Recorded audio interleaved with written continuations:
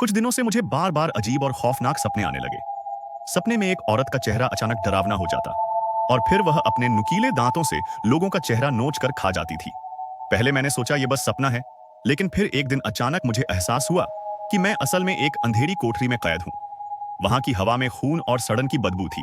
चारों ओर लाशें पड़ी थीं, जिनके चेहरे बेरहमी से नोच दिए गए थे। उनका मांस लटक रहा था, उनकी आंखें खाली थीं।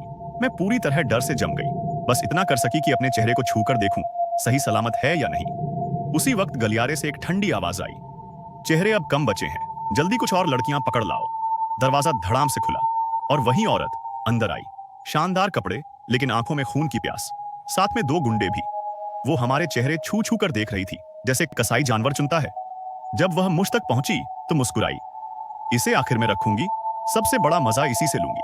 फिर हंसकर बोली, लेकिन तुम्हारा चेहरा तो बड़ा बेस्वाद है। पहले थोड़ा रो चिल्लाओ, तभी स्वाद आएगा। और फिर उसने सामने बैठी एक लड़की को पकड़ लिया और उसके चेहरे पर झपट पड़ी। उस लड़की की चीख सुनकर मेरी तो रूह कांप गई, लेकिन वो औरत हंसते हुए बोली, जैसे सोचा था वैसा ही मिला। इस खाल का स्वाद गजब है। फिर उसने अपने आदमियों से कहा, इसे सर्जरी वाले कमरे में ले जाओ, मैं इसकी आंखें चखना चाहती हूँ। मेरा सीना डर से फटने लगा। मुझे कुछ याद ही नहीं आ रहा था कि मैं यहाँ कैसे आई। लेकिन उस रात अचानक धमाके, गोलियों की गूंज और पुलिस का शोर सब जगह फैल गया। दरवाजा टूटा और जब मुझे होश आया तो मैं अस्पताल के बिस्तर पर थी। एक पुलिस वाला बोला, तुम्हें उस औरत ने 2 हफ्ते तक कैद रखा था। उसने 7 लोगों के चेहरे और शरीर नोच कर खा लिए। तुम्हें हर रात बेहोशी का इंजेक्शन लगाया जाता। मैंने कांपते हुए पूछा, वो ऐसा क्यों करती थी? वो बोला, वो मानसिक रूप से बीमार थी।